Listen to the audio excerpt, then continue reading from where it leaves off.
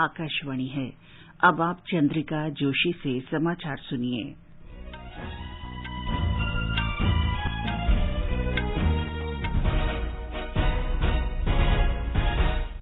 देश भर में 18 वर्ष से अधिक आयु वर्ग के लिए सरकारी केंद्रों में निःशुल्क कोविड टीकाकरण अभियान जारी है। युवाओं से आग्रह है कि टीका अवश्य लगवाएं और अन्य लोगों को भी इसके लिए प्रोत्साहित करें। जब तक आवश्यक न हो, घर से बाहर न निकलें और सुरक्षा के 3 सरल उपायों का पालन करें। मास्क लगाएं, 2 गज की सुरक्षित दूरी बनाए रखें, हाथ और चेहरा साफ रखें। कोविड संबंधी जानकारी और मार्गदर्शन के लिए राष्ट्रीय हेल्पलाइन नंबर 011-2397-8046 और 1075 पर संपर्क करें। और अब समाचार। प्रधानमंत्री नरेंद्र मोदी आज वीडियो कॉन्फ्रेंस के माध्यम से दिन में 1 बजे उत्तर प्रदेश में प्रधानमंत्री गरीब कल्याण अन्न योजना के लाभार्थियों के साथ बातचीत करेंगे। उत्तर प्रदेश आज प्रधानमंत्री गरीब कल्याण योजना दिवस मना रहा है।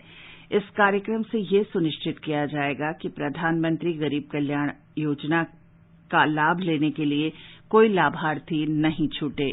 राज्य सरकार इस कार्यक्रम को अन्न महोत्सव के तौर पर मना रही है और प्रधानमंत्री के भाषण का सजीव प्रसारण राज्य की सभी उचित दर की दुकानों पर किया जाएगा। राज्य सरकार इस मौके पर प्रदेश भर में फैली लगभग 80,000 से अधिक उचित दर की दुकानों के जरिए तकरीबन 1 करोड़ लाभार्थियों को प्रधानमंत्री गरीब कल्याण योजना के तहत अन्न देकर एक कीर्तिमान स्थापित करेगी। हर दुकान पर लगभग 100 लाभार्थी मौजूद रहेंगे और प्रशासन को कोविड अनुकूल व्यवहार का कड़ाई से पालन सुनिश्चित कराने के निर्देश दिए गए हैं। राज्य सरकार के विभिन्न मंत्री, सांसद, विधायक और अन्य वरिष्ठ प्रशासनिक अधिकारी प्रदेश भर में आयोजित होने वाले इस महोत्सव में मौजूद रहेंगे।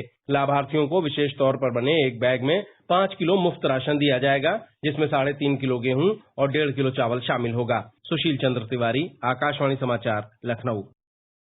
मुख्यमंत्री योगी आदित्यनाथ भी इस अवसर पर उपस्थित रहेंगे।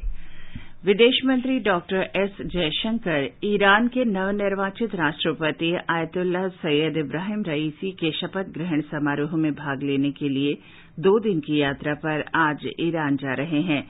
डॉक्टर जयशंकर राष्ट्रपति और उनके अन्य सहयोगियों से मुलाकात करेंगे। संसद के दोनों सदनों में पेगासस जासूसी, कृषि कानूनों और अन्य मुद्दों पर विपक्ष के विरोध के कारण कल भी गतिरोध बना रहा और कार्यवाही दिन भर के लिए स्थगित करनी पड़ी। लोकसभा की कार्यवाही दोपहर में जब दोबारा शुरू हुई तो हंगामे के बीच नारियल विकास बोर्ड संशोधन विधेयक 2021 पारित कर दिया गया।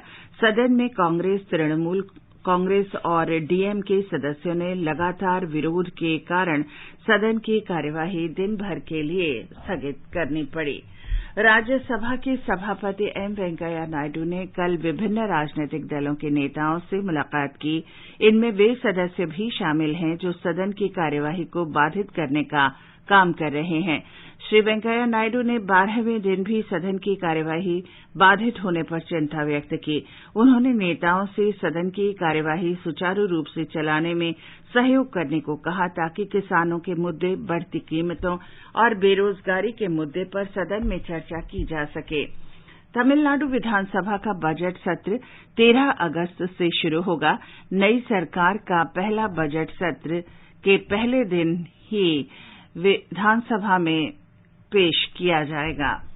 ये समाचार आकाशवाणी से प्रसारित किए जा रहे हैं।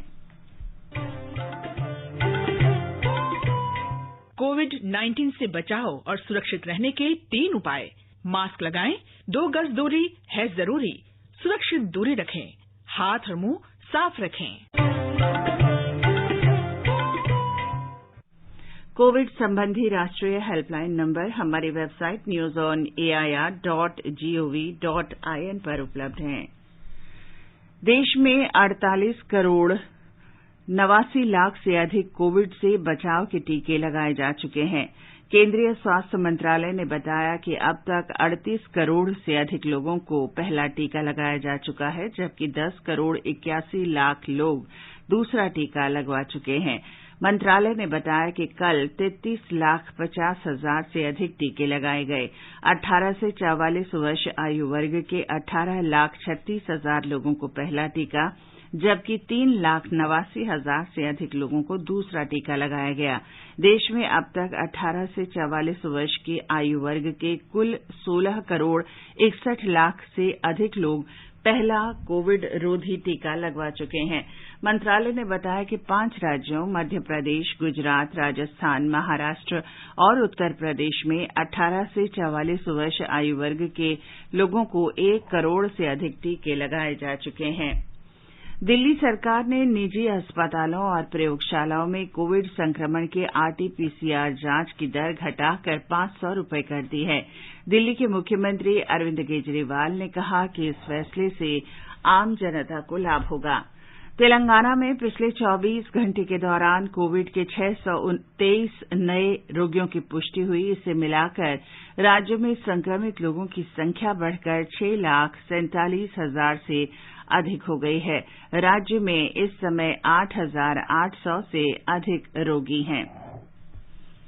केंद्रीय मंत्रिमंडल ने देश भर में 1023 विशेष त्वरित न्यायालय की योजना और 2 वर्ष जारी रखने को मंजूरी दे दी है। सूचना और प्रसारण मंत्री अनुराग ठाकुर ने बताया कि इन अदालतों को 31 मार्च 2023 तक जारी रखने की स्वीकृति दी गई है। माइनर गर्ल चाइल्ड को, वुमेन को जो रेप के केसेस होते हैं उसमें जल्द न्याय मिल सके, उसके लिए फास्ट ट्रैक स्पेशल कोर्ट्स, इसको लेकर जो अप्रूवल दी है उस योजना को कंटिन्यू करने के लिए इनको 31 मार्च 2023 तक कंटिन्यू किया जाएगा। इसमें लगभग 1023 फास्ट ट्रैक स्पेशल कोर्ट्स चलते रहेंगे। इसमें पॉस्को कोर्ट्स स्पेशली 389 कोर्ट्स हैं। वो कुल व्यय इसके ऊपर 1572.86 करोड़ होगा। मंत्रिमंडल ने स्कूली शिक्षा के लिए समग्र शिक्षा योजना को और 5 वर्ष यानी 31 मार्च 2026 तक जारी रखने को भी मंजूरी दे दी है। भारतीय जनता पार्टी ने राष्ट्रीय बाल संरक्षण अधिकार आयोग से कांग्रेस के वरिष्ठ नेता राहुल गांधी के खिलाफ पॉक्सो अधिनियम के अंतर्गत कार्रवाई करने और उन्हें नोटिस जारी करने को कहा है। भाजपा प्रवक्ता संबित पात्रा ने कहा कि श्री गांधी का ट्वीट पॉक्सो और किशोर न्याय तथा बाल संरक्षण अधिनियम का उल्लंघन है। इन नियमों में नाबालिग की पहचान का खुलासा करने पर प्रतिबंध है। राहुल गांधी ने ट्वीट किया, अ दलित डॉटर इज इंडियाज डॉटर। इसमें कोई दो मत नहीं है। दलित की बेटी हिंदुस्तान की बेटी है, उसको न्याय मिलना चाहिए। राहुल गांधी जी ने ट्वीट किया है। अपने ट्वीट में उन्होंने उस दलित बच्ची के माता पिता के फोटो को ट्वीट किया है। ये गैर कानूनी है और मैं भारतीय जनता पार्टी की तरफ से national commission for protection of child right से ये निवेदन करूंगा कि जल्दी से जल्दी राहुल जी द्वारा जिस प्रकार से POCSO act, the juvenile justice care and protection children act, दोनों एक्ट्स का उल्लंघन किया गया है, इसका संज्ञान एनसीपीसीआर ले और राहुल गांधी को नोटिस इश्यू करे। झारखंड में कल केंद्रीय अन्वेषण ब्यूरो सीबीआई ने धनबाद के सिविल न्यायाधीश उत्तम आनंद की मौत का मामला दर्ज किया। झारखंड उच्च न्यायालय ने राज्य सरकार से इस मामले को सीबीआई को सौंपने का निर्देश दिया था। मध्य प्रदेश के बाढ़ प्रभावित इलाकों में राहत और बचाव कार्य तेजी से चल रहा है। मुख्यमंत्री शिवराज सिंह चौहान उत्तरी मध्य प्रदेश में तेज वर्षा से उत्पन्न बाढ़ की स्थिति की निरंतर समीक्षा कर रहे हैं। जिला प्रशासन, पुलिस, सेना, सीमा सुरक्षा बल, एनडीआरएफ, एसडीआरएफ, होमगार्ड और वायुसेना की मदद से संयुक्त रूप से बचाव और राहत अभियान चलाया जा रहा है। बाढ़ से ग्वालियर और चंबल संभाग के करीब 1200 गांव प्रभावित हुए हैं। अब तक 6000 से ज्यादा लोगों को सुरक्षित बाहर निकाला जा चुका है। राहत शिविरों में लोगों के लिए पर्याप्त भोजन, पानी और आवास की व्यवस्था की जा रही है। पूजा पी वर्धन, आकाशवाणी समाचार, भोपाल। पश्चिम बंगाल में बाढ़ की स्थिति 4 जिलों में बिगड़ गई है। ये जिले हैं हुगली, हावड़ा, पूर्वी बर्धमान और पश्चिमी मेदिनीपुर। 1,13,000 से अधिक लोगों को सुरक्षित स्थानों पर पहुंचाया है। 4 लाख हेक्टेयर कृषि भूमि डूब गई है। प्रधानमंत्री ने मृतकों के परिजनों को 2-2 लाख रुपए देने की घोषणा की है।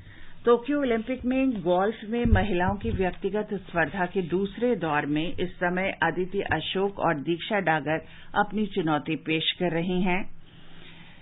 पुरुष हॉकी में कांस्य पदक के लिए भारत का मुकाबला जर्मनी से भारतीय समय के अनुसार सुबह 7 बजे से होगा। इसके साथ ही ये समाचार बुलेटिन समाप्त हुआ।